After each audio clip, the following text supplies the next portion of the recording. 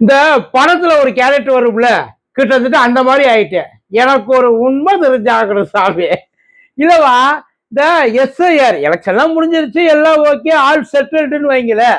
இனிமே இதை பத்தி பேசி என்னடா பிரயோஜனம்? அட்லீஸ்ட் இப்பயாவது இது என்னன்றது தெரிஞ்சுக்கோமே.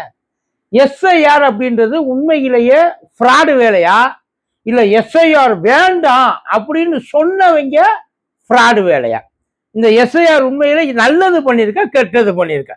ஏன்னா இன்னைக்கு இருக்கிறவங்க எல்லாரும் இந்த வாக்குப்பதிவு இவ்வளவு தூரம் அதிகரிச்சிருக்குல்ல, அது இங்க மட்டும் இல்ல, எல்லா இடத்துலயும் அதிகரிச்சிருக்கு. அசாம் எடுத்துக்கலாம், பாண்டிச்சேரி எடுத்துக்கலாம், வெஸ்ட் பெங்கால் எடுத்துக்கலாம், இந்த பக்கம் கேரளா எடுத்துக்கலாம். எல்லா இடத்துலையும் அந்த வாக்குப்பதிவு அப்படின்றது சல்லுன்னு போயிருக்கு மேல. இது எல்லாத்துக்கும் காரணம் எஸ்ஐஆர்ன்றாங்க. அப்படி எஸ்ஐஆர் உள்ள வந்ததுனால தான் இந்த வேலை நடந்துச்சு. ஆனா இந்த எஸ்ஐஆர் உள்ள வர்றப்ப இவங்க இங்க இருக்கிறவங்க நம்ம ஆளுங்க என்ன புதி குதிச்சாங்க இல்ல, யோசிச்சு பாருங்க. என்னென்னலாம் நம்ம கிட்ட பேசுறாங்க, காதுக்குள்ள வந்து ஓதுனாங்க. அதாவது இந்த எஸ்ஐஆர் மட்டும் நடந்துச்சு, நீ எல்லாம் செத்து போயிடுவேன்னாங்க. அதாவது நீ எல்லாம் உசுரோட இருக்க மாட்டேன்னாங்க. ஆவணப்படி நீ எல்லாம் போய் சேர்ந்துட்ட, உன்னைய உள்ளுக்குள்ளே வச்சிருக்க மாட்டேன், நீ வந்து ஒரு அகதியா திரிவ, உனக்கு இங்க எல்லாம் இருக்கு, ஆனா ஓட்டு போற உரிமை மட்டும் உனக்கு இருக்காது, உன் உரிமையை பறிச்சிருவாங்க அப்படின்னாங்க. உண்மையிலே அதெல்லாம் நம்ம நம்பணும், நம்பாமல்லாம் கிடையாது.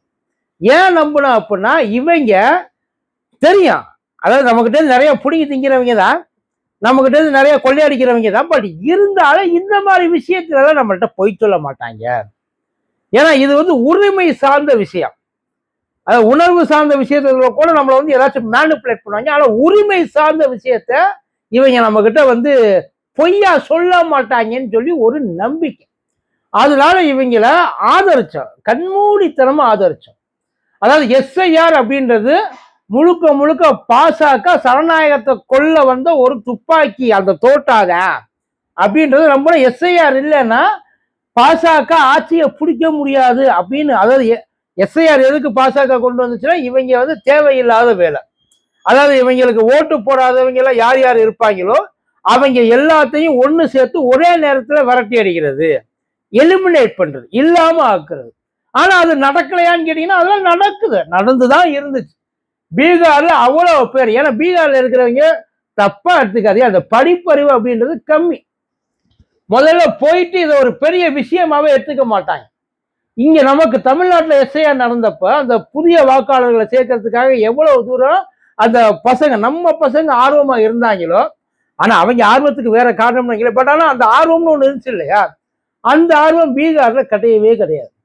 ஒருவேளை இல்லை அப்படின்னாலும் நம்ம வந்து அடிக்கடி நம்ம நிறைய செக் பண்ணி பார்த்துருப்போம், அப்ளை பண்ணிட்டு வந்திருக்கா வரலையா, இருக்கா இல்லையா, இதெல்லாம் நம்ம நிறைய வந்து கிராஸ் வெரிஃபிகேஷன் நிறைய சொந்த டைம் வேலை மெனக்கட்டு போயிட்டு இந்த வேலையெல்லாம் செஞ்சிருப்போம் நம்ம.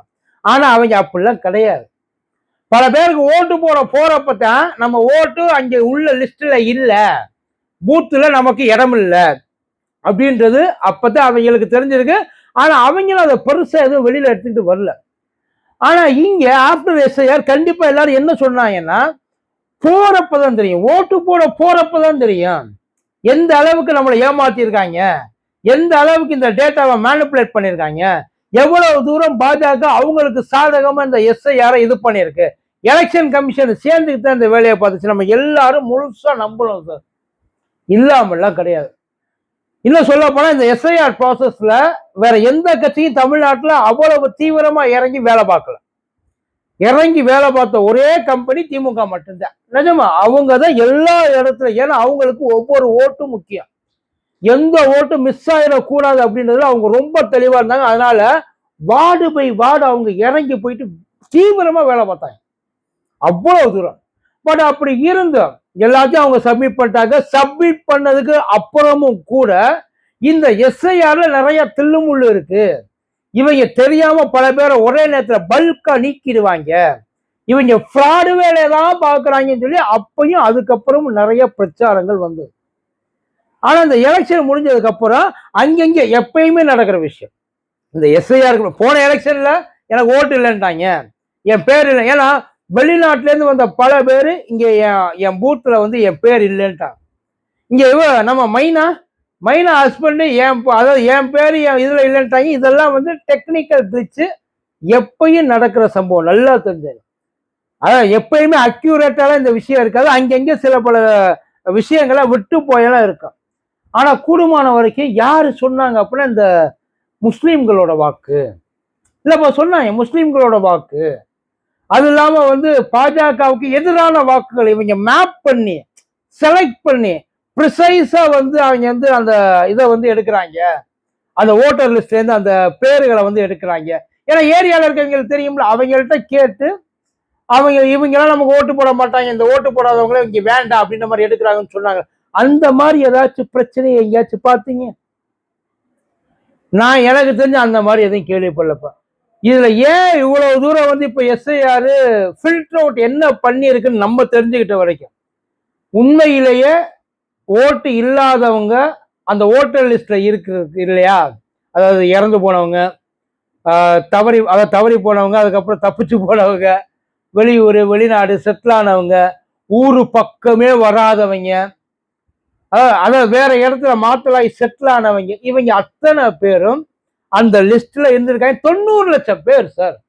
ஆரம்பத்துல எல்லாருக்குமே டவுட், எப்படி 90 லட்சம் பேராடா அவ்வளவு தூரம்? அப்புறம் வருஷம் தேர்தல் ஆணையம் என்னத்தை தான் இங்க உட்கார்ந்து தேய்ச்சிக்கிட்டு இருந்துச்சு, அப்படி என்ன கழுவிக்கிட்டு இருந்துச்சு கேட்போம். அந்த கேள்வியெல்லாம் வருது, ஆட்டோமேட்டிக்கா வருது. ஆனா அவங்க என்ன பண்ணிட்டாங்க, உண்மையிலே இந்த 90 லட்சம் பேரை ரீக்ளைம் பண்ணவங்க நிறைய பேர் இருக்கிறாங்க. ஒரு 90 லட்சம் பேர்ல ஒரு 10% பீப்புள், ஒரு 10% 5% பீப்புள், அதாவது ஒரு 3-4 லட்சம் பேர் தான் வந்து இல்ல இது தப்பு. ஏன்னா அது வந்து நிறைய மாற்றங்கள் நடந்திருக்கலாம். இப்ப நாமெல்லாம் வந்து 6 மாதத்துக்கு ஒரு தடவை தான் ஊருக்கு போறோம். இல்ல அதான் உண்மையும் கூட. 6 மாதத்துக்கு ஒரு தடவை ஊருக்கு போறப்ப அங்க நம்மளுக்கு வந்து இதெல்லாம் இல்லை அப்படின்னு சொல்லி மறுபடியும் அனுப்பிச்சு விட்டுருவாங்க. பட் ஆனா நம்ம ஆன்லைன்ல அப்ளை பண்ணிட்டோம்னு வைங்களேன், அதனால என் ஓட்டு செக்யூர். என் வீட்டுல இருக்க ஓட்டு, ஏன்னா தம்பிகள் வந்து காலேஜ்ல படிக்கிறாங்க, தங்கச்சி காலேஜ்ல படிக்குது, இன்னொரு தம்பி சென்னையில வேலை பார்க்குறாப்புல, எல்லாரும் இப்படி இருக்கிறப்போ அவங்களுக்கு வந்து ஆட்டோமேட்டிக்கா வந்து ரிஜெக்ட் ஆகிற விஷயம்லாம் இருக்கு. ஆனா நம்ம ஊர்ல என்னன்னா, இல்லைங்க இவங்க பக்கத்து வீட்டுல இருக்கிறாங்க, ஓட்டு போறதுக்குள்ள ஊருக்கு வருவாங்க, இங்கதான் இருப்பாங்க, அவங்க மாறி எல்லாம் போகல அப்படின்னு சொல்லி அங்க பக்கத்துல இருக்கவங்க சொல்லிட்டாங்க. பட் சொல்றதுக்கு ஆள் இல்லாத சில பேர்லாம் இருப்பாங்க. அதெல்லாம் நடந்திருக்கு. இந்த எலெக்ஷன்ல இந்த எஸ்ஐஆர் எவ்வளவு தூரம் இந்த கள்ள ஓட்டுகளை வந்து இது கம்மி பண்ணிருக்கு அப்படின்றது ஓட்டு போறவங்க அந்த கவுண்டிங் உள்ள வரும்போது தான் தெரியும். ஜென்ரலா சார் எப்படி இவ்வளவு தூரம் கவுண்டிங் ஜாஸ்தி ஆச்சு? ஒண்ணு இல்ல, ஆக்சுவல் கவுண்டிங் ஒன்றும் பெருசாலாம் ஜாஸ்தி ஆகல. அந்த வாக்கு சதவீதம்ன்றது உயர்ந்து இருக்கு இல்லைங்களா, அந்த உயர்ந்த சதவீதம்ன்றது இங்க கம்மியாச்சு. 6 லட்சம் பேர்ல 4 கோடி பேர் ஓட்டு போறது எப்படி, 6 கோடி பேர்ல 4 கோடி பேர் ஓட்டு போறது எப்படி, 5 கோடியில 4 கோடி பேர் ஓட்டு போறது எப்படி, இவ்வளவுதான் வித்தியாசம். இப்ப அதே சதவீதம் இங்க வந்துருச்சு அப்படின்னா எக்ஸ்ட்ரா இது அதுக்காக எக்ஸ்ட்ரா எதுவுமே போகலையாப்பான தாராளமா போயிருக்கு.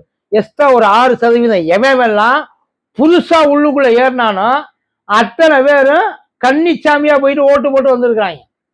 ஒரு ரூபாய் ஓட்டை மிஸ் பண்ணல, நல்லா தெரிஞ்சுங்க. ஓட்டு போடுறத ஏதோ படத்துக்கு தியேட்டருக்கு போயிட்டு ஃபர்ஸ்ட் ஷோ பாக்குற மாதிரி நினைச்சிட்டாங்க, செலிப்ரேட் பண்ணாங்க. அதான் நடந்துச்சு. அவங்க எப்படி நடந்து செலிப்ரேட் பண்ணாங்களோ அவங்க செலிப்ரேட் பண்ண விஷயம் நல்லது. இப்ப ஏன் கேள்வி, இந்த எஸ்ஐஆர் பாதுகாப்பு இல்ல, இந்த எஸ்ஐஆர் ஒரு ஃப்ராடு ப்ராசஸ். இந்த எஸ்ஐஆர்னால தமிழ்நாட்டுக்கு ஆபத்து, தமிழ்நாட்டு மக்களோட வாக்குரிமையை பறிக்கிறாங்க. எவ்வளவு பேருக்கு உண்மையிலேயே அந்த மாதிரி நடந்துச்சு? ஒருவேளை நடந்திருந்தா ஏன் அதை தீவிரமா இது வரைக்கும் எதிர்த்த எதிர்கட்சிகள், ஐ மீன் ஆளுங்கட்சிகள், எதிர்கட்சிகள் யார் வேணாலும் வச்சுக்கலாம், அவங்க யாரும் இப்ப ஏன் இதை எங்கேயுமே வாயை திறக்கல? வழக்கமா ஒரு வரும் எலெக்ஷன் முடிஞ்சதுக்கு அப்புறம், இவிஎம் மிஷின் வந்து பிரச்சனை, இவிஎம் மிஷின்ல நம்பகத்தன்மை இல்லை, இவிஎம் மிஷின்ல ஃப்ராடு பண்ணிட்டாங்க, எதை அழுத்தினாலும் அவங்களுக்கு அந்த மாதிரி எந்த பிரச்சனையும் இது வரைக்கும் அல்ல. எந்த இடத்தையும் அடிதடி இல்லை.